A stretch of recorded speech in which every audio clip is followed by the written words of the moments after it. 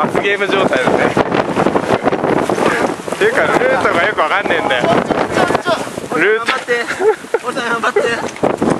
俺さ、口吹いてると呼吸がしにくいんだよ。ちょっとね、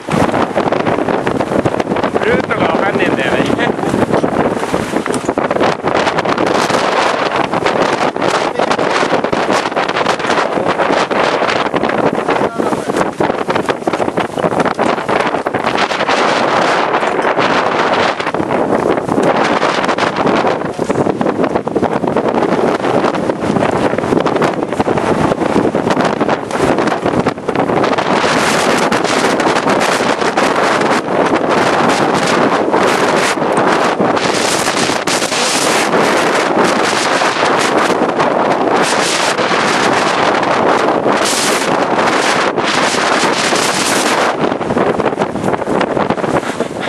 こっちこっち。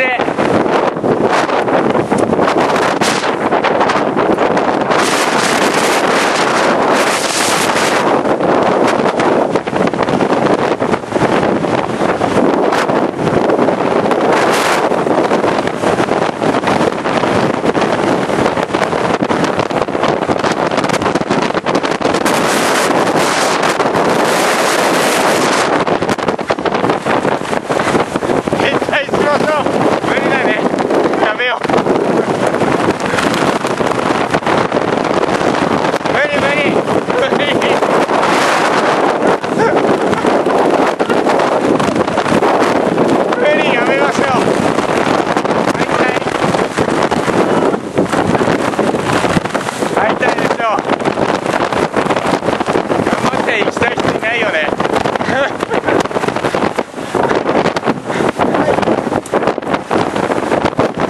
ちょっと無理です。はい、逆で。